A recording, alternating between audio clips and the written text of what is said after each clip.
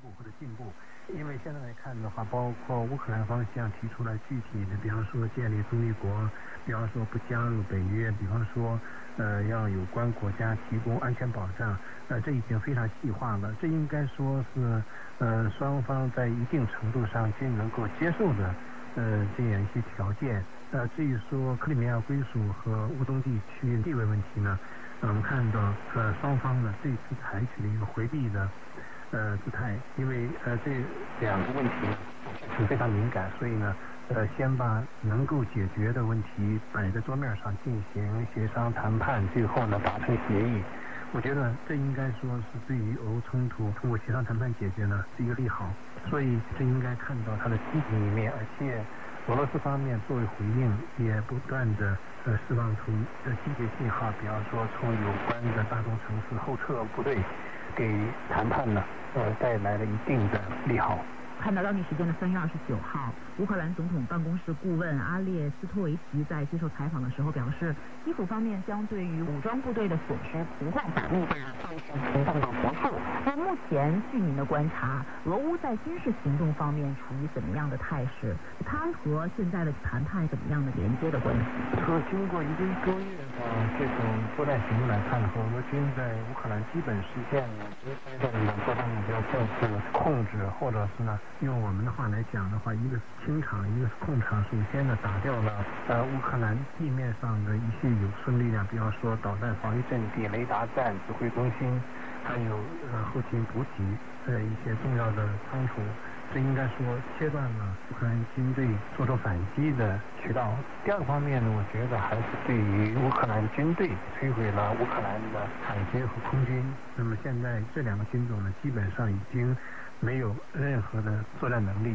那么第三个方面，我觉得更主要的呢，俄罗斯军队在它的特别作战行动当中呢，重点打击了乌克兰的军工基础，你比方说对尼古拉耶夫船厂的打击，对哈尔科夫坦克弹药车辆的打击，还有对马里乌波尔钢铁厂的打击。那么这些呢都是重点在这个复杂的政治问题，或者是环境做出后移，就是把这些问题呢往后推。现在的情况以及乌克兰去军化实现国家中立化的这个目标。这应该说是两国元首会晤对这个重要条件的保障，就是现在条件不定可能性。那俄罗斯在联合国在欧美展示的方式是相通过安全战略成为了所谓反俄政策的牺牲品。俄乌的局势发展到今天，然后以至未来的一段时间，局势的发展之下，对于俄欧的关系会带来什么样的？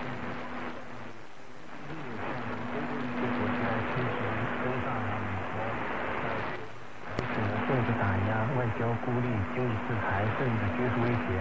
那么在舆论战方面呢，同样也不断的加强对于俄罗斯的攻击。所以，这是一场综合战争、全面的战争，不单单是在乌克兰战场上较量，那么在方方面面呢，欧洲国家呢都被裹挟到了美国对欧战略或者对俄战略当中。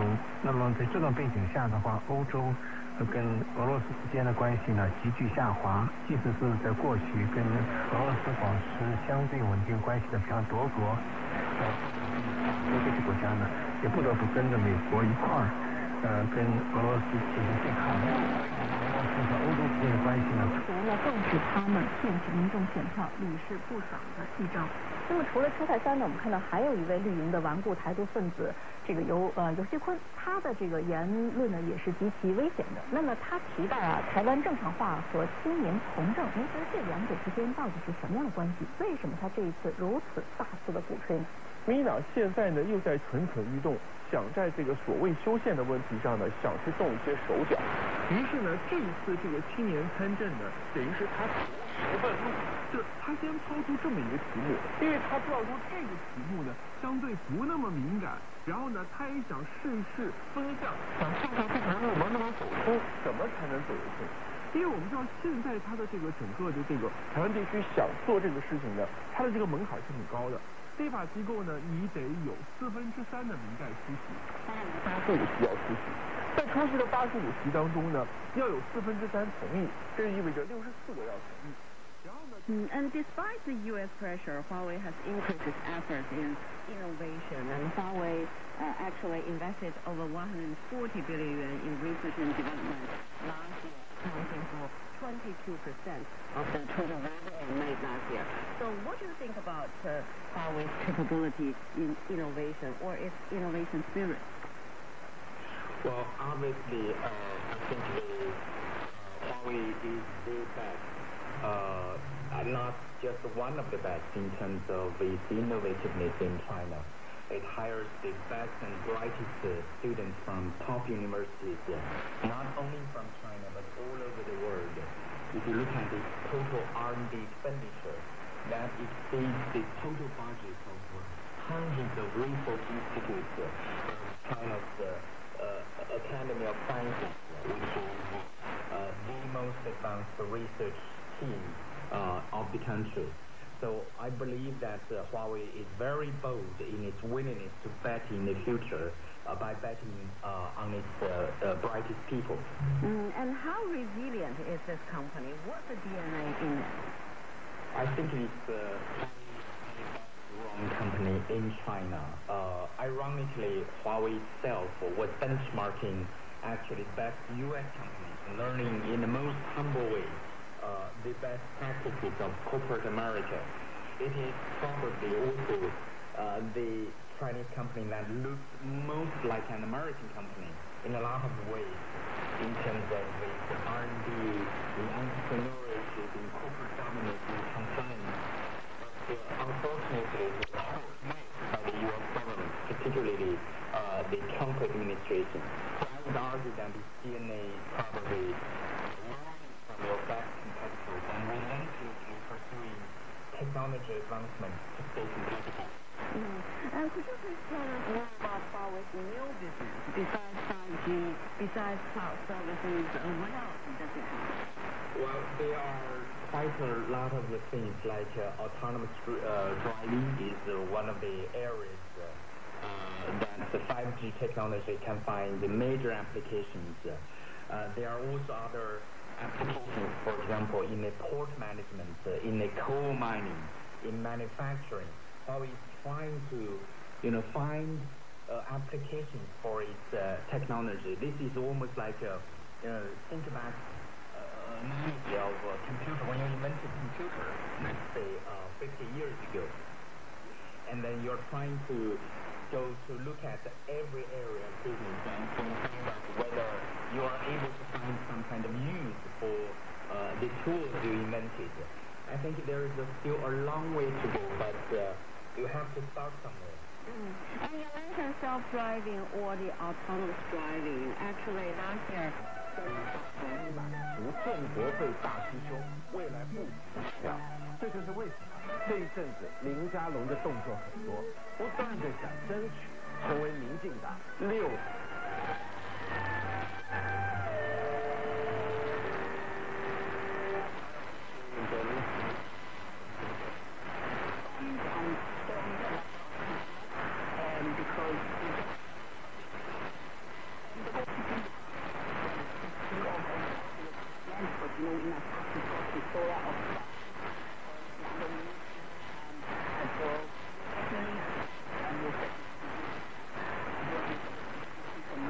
Apparaît étonnamment précis et nourri. Alors quelles en seraient les bases?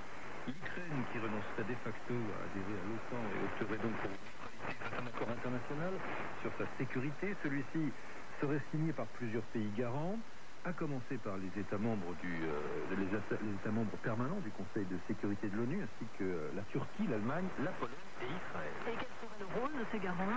Selon les négociateurs ukrainiens, nous précise le Parisien, ils agiraient de façon analogue à l'article 5 de l'OTAN, lequel stipule qu'une attaque contre l'un des membres entraîne automatiquement une action de secours des autres. S'interroge le journal, serait-ce acceptable pour Poutine qui fait de l'appartenance à l'OTAN une ligne rouge et qui verrait là une formule ressemblant beaucoup? Le chef de la délégation russe a bien précisé que ces propositions claires de l'Ukraine allaient être étudiées très prochainement et soumises au président. Bref, conclut le Parisien, Un sommet Poutine-Zelensky, qui a accusé les Russes de crimes contre l'humanité à Mariupol, n'est pas forcément positif. Quand Ouest France s'interroge également, faut-il croire à une avancée? Réponse du journal, il est un peu tôt pour parler de réchauffement avec l'OTAN, mais une opportunité se crée. D'autre part, dans un entretien au quotidien Le Monde, le secrétaire général de l'OTAN, Jens Stoltenberg, reste sceptique. Restons prudents, dit-il, dans l'interprétation de certaines prises de position. Nous avons vu que M. Poutine, M. Lavrov et d'autres ont su mentir en affirmant que l'Ukraine ne serait pas envahie, alors même que nous assistions, mois après mois, au renforcement de leur présence militaire. Le secrétaire général de l'OTAN qui met par ailleurs en garde la Russie à propos de l'utilisation éventuelle d'armes chimiques. Oui, plusieurs alliés sont préoccupés par le fait que la Russie a accusé certains d'entre eux, ainsi que l'Ukraine, de se préparer à user de telles armes. Nous avons vu par le passé Moscou tenir ce genre de discours pour masquer ses propres intentions. Et Jens Stoltenberg de dire donc l'usage d'armes chimiques serait totalement inacceptable, horrible et changerait la nature du conflit. Cela souligne la nécessité d'arrêter cette guerre dangereuse. Tous les alliés ont estimé qu'une violation de l'interdiction du recours à de telles armes, à laquelle la Russie a souscrit, aurait des conséquences massives. Je ne les détaillerai pas. Frédéric Couteau pour la revue de la presse française et en tout cas à Istanbul, après ces discussions d'hier, les autorités et la presse se félicite déjà d'un succès diplomatique. Dans le journal de 9h, on appelle sur place notre correspondante Anne Hamlower.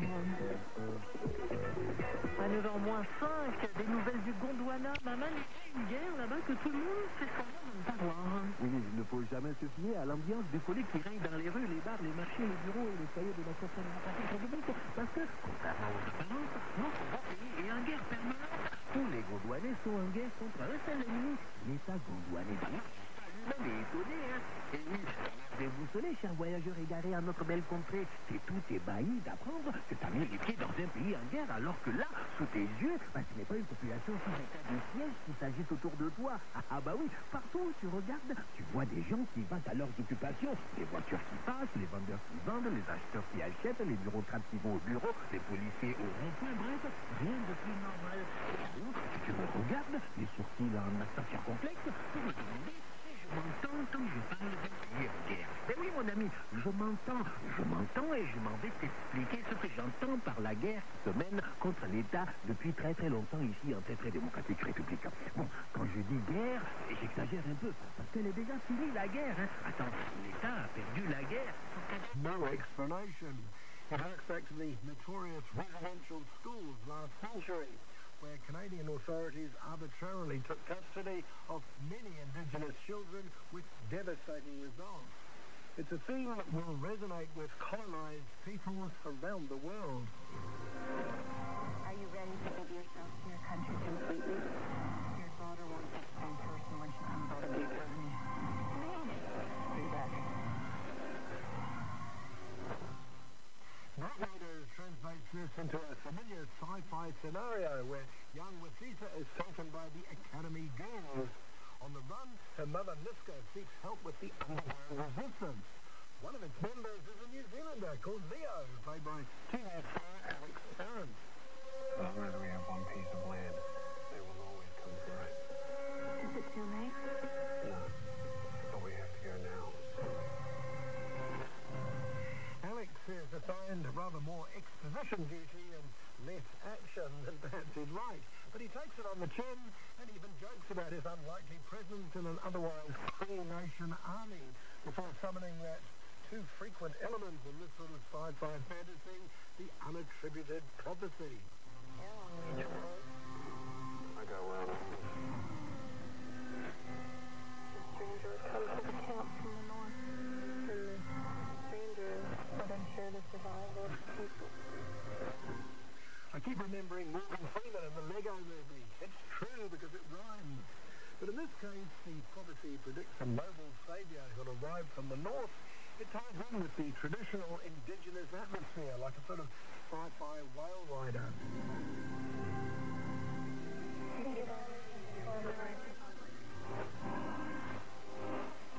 We'll find it.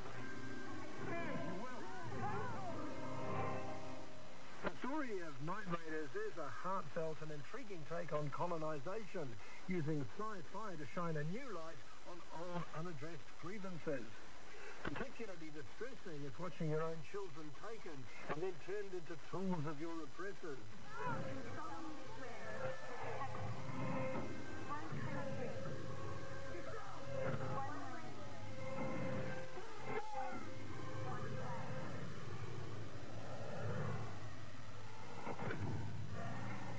Making a genre picture gives what could have been a rather dry message film an entertaining sound, though it is slightly constrained by budgetary limitations.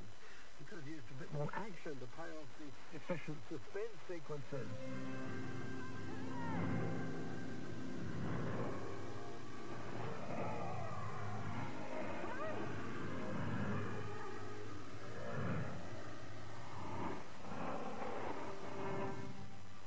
It's undeniably a strong first step towards more and bigger technology.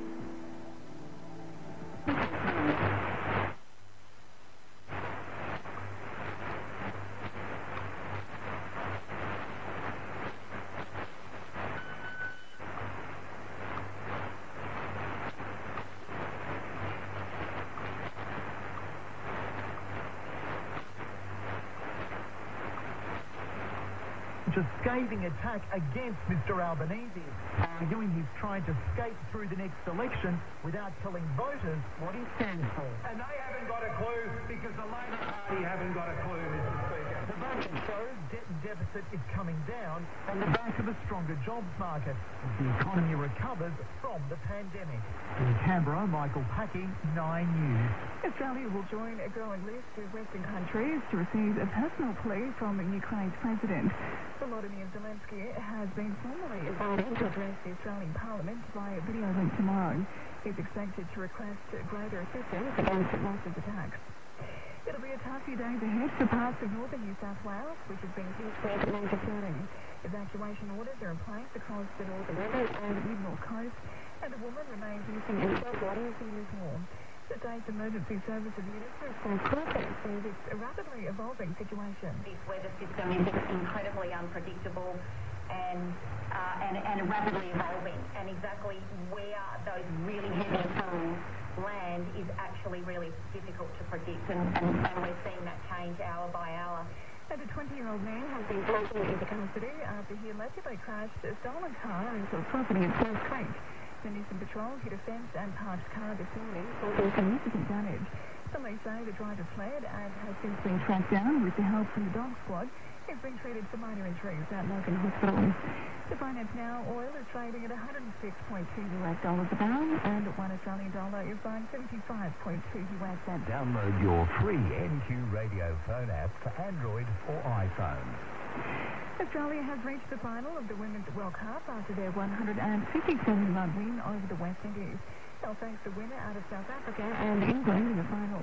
Well, the Aussie men's has defeated Pakistan by 88 runs in the first ODI, the second to take place tomorrow.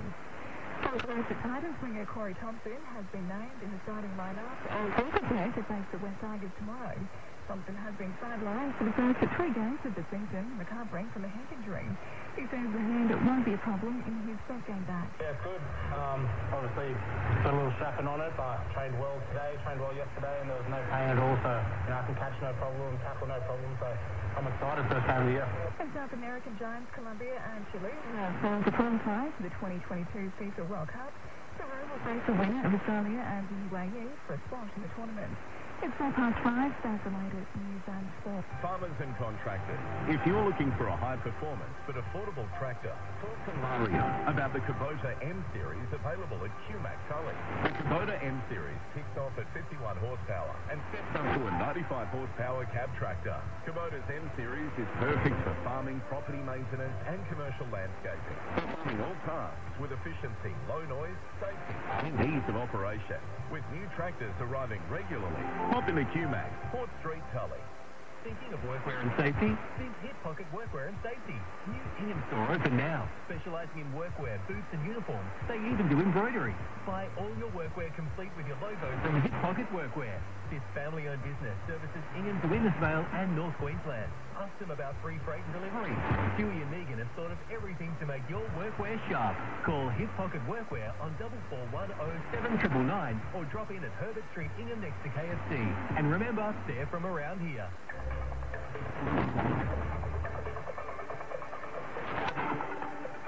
Good afternoon in the Northern Newsroom. I'm Dan Anderson. The federal budget has brought significant funding commitments.